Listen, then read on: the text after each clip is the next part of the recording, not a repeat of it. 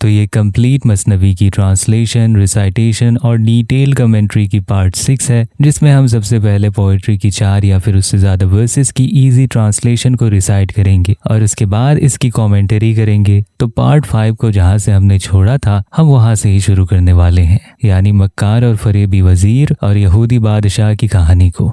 वो कमीना वजीर हसद से बना था, इसीलिए उसने नाहक कान और नाक बर्बाद किए, इस उम्मीद पर कि हसद के डंक के जरिए उसका जहर गरीब मिस्कीनों के जान पर पहुंच जाए। जो सिर्फ हसद की वजह से अपनी नाक काटता है वो अपने आप को ही बेकान और बेनाक का कर लेता है। नाक तो वो है जो बू सूंघे, बू उसको रूहानी सच्चाई की तरफ ले जाए। जिसमें बू की सलाहियत नहीं होती वो बेनाक का होता है, और महक तो वो महक है जो दीन की हो।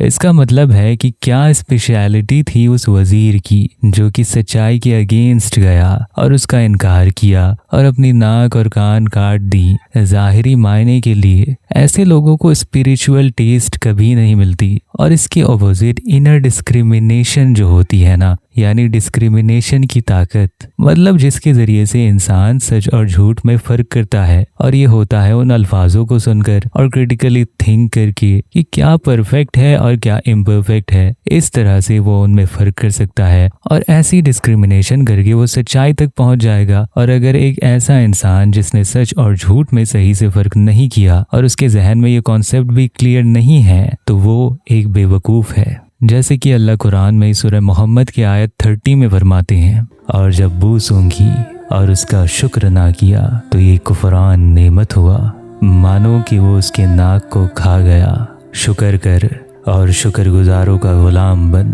उनके सामने मुर्दा बन और हमेशा की जिंदगी हासिल कर। वजीर की तरह लूट मार का सामान ना कर, वजीर की तरह तिजारत में लूट मार ना कर।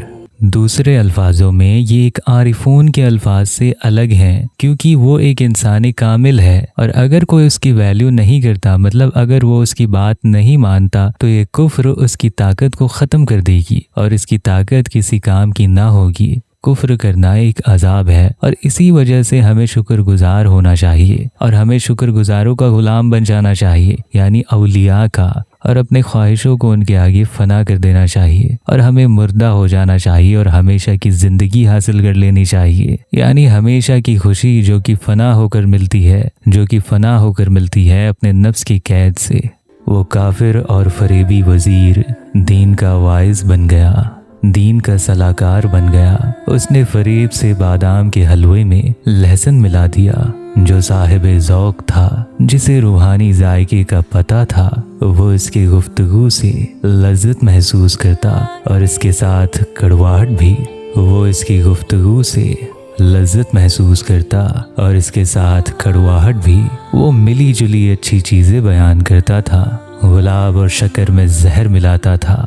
इन आशारों में बादाम का हलवा इसका मतलब है एडवाइस, नसीहत, और लहसुन का मतलब है गुमराही बातों के जरिए से, और गुलाब और शक्कर का मतलब है वो काफिर दीन की नसीहत करने वाला बन रहा था और फरेब से नसीहत में गुमराही की बातें मिला मिला कर कहता था, जिस तरह से कोई हलवाई बादाम के हलवे में लहसुन मिला दे। पर जो लोग साहिब ज़ौक़ बन गए थे, वो यानी अल्लाह के वली, वो उनकी बोली में लज्जत तो महसूस करते, पर उसी के साथ इसमें झूठ भी, कि इसमें कुछ न कुछ फरेब तो जरूर मिला है, क्योंकि उन्हें सच और झूठ में फर्क करना पता है और उनमें इनर डिस्क्रिमिनेशन की क्वालिटी है। खबरदार इस भली बात से धोखे में ना पड़ना, इसीलिए कि इसकी तह में 100 बुराइयां होती हैं। जो शख्स बुरा हो उसकी गुफ्तगू बुरी समझ, जो बात मुर्दा कहे इसमें जान नहीं होती, इसमें जान नहीं है। इंसान की गुफ्तगू इंसान का टुकड़ा होती है, रोटी का टुकड़ा यकीनी रोटी होता है।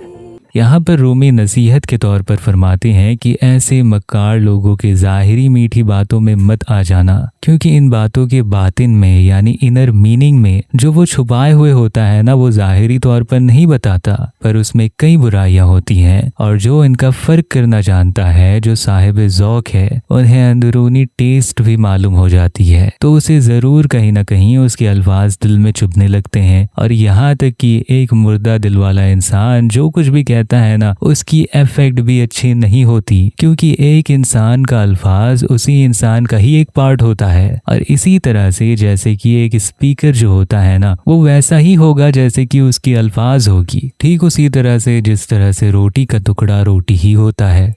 इसीलिए हजरत अली ने फरमाया कि जाहिलों की बात ए फलान कूड़े पर सब्ज हरियाली की तरह है। ऐसे हरियाली पर जो शख्स बैठा वो बेशक गंदगी पर बैठा, वो बेशक गंदगी पर बैठा। इसको अपने आप के नापाकी से पाक करना चाहिए ताकि इसकी फ़र्ज नमाज बेकार न हो जाए। हजरत अली फरमाते हैं कि एक जाहिल की नेमत ऐसी है जैसे कि एक हरा भरा पेड़ कूड़े में लगाया गया हो जो कि गंदी और नापाक होती है। दिखने में तो ज़ाहिरी तौर पर वो जगह आपको हरी भरी दिखाई दे सकती है, क्योंकि वो सिर्फ ऊपर से ही अच्छी नज़र आती है, पर अगर आप वहाँ पर बैठ जाते हो तो आप नापाक और गंदे हो जाओगे और आपको अपनी गंदगी को साफ करना होगा। और ठीक इसी तरह से उस इंसान को चाहिए कि ऐसी बातों को फॉलो ना करे और बिना क्रिटिकल थिंकिंग के उन पर यकीन ना करे कि उसकी नमाज ज़ाया ना हो जाए। मतलब ज़ाहिरी गंदगी तो जिस्म को नापाक करती है, पर अल्फाजों से जो गंदगी हमारे दिल में भरती है ना, वो हमारे रूह को गंदा कर देती है।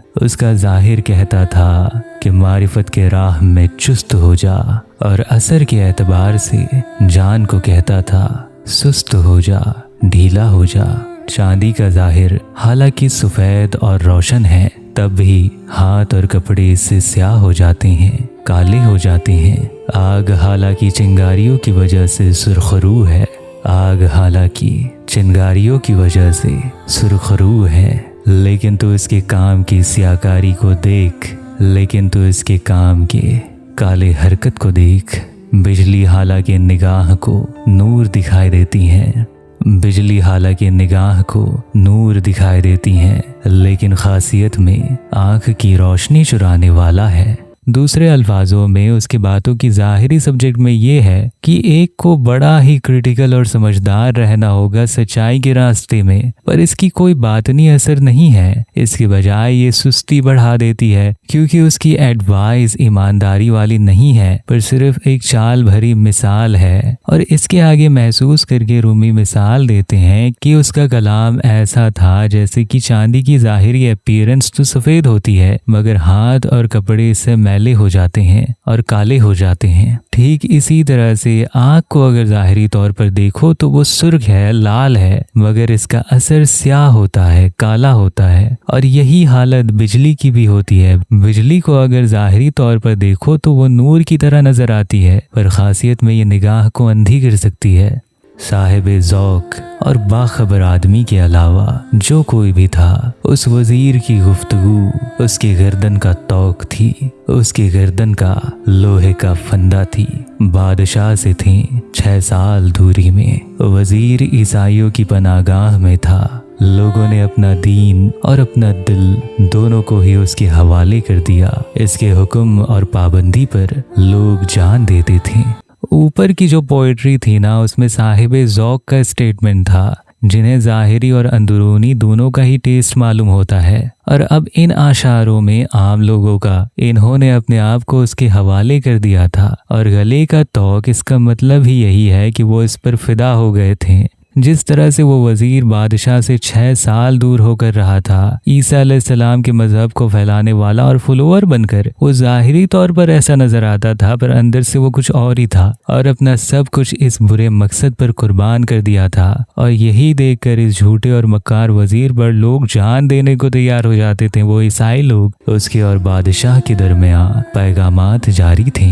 बादशाह को खुफिया तौर पर इनसे आराम और इत्मीनान था, बिलाखिर इस मकसद के लिए कि इनको खाक की तरह बर्बाद कर दे। उसको बादशाह ने लिखा कि ये मेरी खुशनसीबी की तरह है वक्त आ गया, जल्द मेरे दिल को फारिग कर, इंतजार में मेरी निगाह और दिल रास्ते पर लगे हैं, इस गम से मुझे निजात दे अगर मौका है। उसने कहा, ऐ बादशाह, मैं अभी उसी काम में लगा हूँ कि हज़रत ईसा अलैहिस्सलाम के दीन में फितने डाल दूँ। यानी यहूदी बादशाह और वजीर के दरमियान पैगामात चलती रहती थीं और बादशाह को इसकी वजह से दिल में पूरा इत्मीनान और सुकून हो जाता था, इस मकसद की खातिर कि आखिर में इतना फरेब करने के बाद वो ईसाइयों को निस्तो नाबूद कर देगा। ये आशार एकदम ही जाहिर है, इसीलिए इसकी ज़्यादा इंटरप्रिटेशन नहीं बनती। ईसाइयों के इंतज़ाम में इनके 12 अमीर लगे हुए थे। हर आदमी एक अमीर के नीचे दर्जे का था, जो लालच से अपने अमीर का गुलाम बना हुआ था। ये 12 अमीर और इनके पैरोकार इस बदनिशाह वजीर के गुलाम बन गए, इस बदनिशाह वजीर के गुलाम बन गए। सबको इसकी बात पर भरोसा था, सब इसके चाल के नक्शे कदम पर चलने वाले थे। फौरन अमीर इसके आगे जान दे देता अगर वो इससे कहता कि मर जा। फौरन अमीर इसके आगे जान दे देता अगर वो इससे कहता कि मर जा। इन आशारों की मीनिंग भी एकदम जाहिर है, तो इसकी ज़्यादा इंटरप्रिटेशन नहीं बनती। तो जब उस कमीने यहूदी ने सबको काबू में कर लिया, फरेब और चालाकी से फितना फैला दिया और ईसाइयों के बीच इसके बहुत सारे फॉलोअर बन गए, और वहाँ पर उसके बीच इसके 12 सरदार थे जो कि इतना ज़्यादा इस पर यकीन करते थे कि अगर वो उनसे कह देता कि मर जाओ तो वो जान भी दे देते। और ये अंधी तकलीद का नतीजा है और इनर डिस्क्रिमिनेशन की सलाहियत ना होने का नतीजा है, और सभी को पूरा मुकम्मल तौर पर इस पर यकीन हो गया था। तो इसके बाद उस वजीर ने इससे भी ज़्यादा और बड़ा जाल फैलाया, जिसका जिक्र आगे आने वाले पोइट्रीज में आता है, जिसे हम नेक्स्ट पार्ट में जानेंगे। तो उम्मीद करता हूँ कि ये वाली वीडियो आपको पसंद आई होगी, और अगर पसंद आई तो नीचे एक लाइक का बटन ज़रूर दबा दें और अपने ख्यालात का इजहार नीचे कमेंट बॉक्स में ज़रूर करें। तो मिलते हैं अपनी अगली वीडियो में, तब तक के लिए अपना और अपनों का ख्याल रखिएगा। अल्लाह हाफिज़।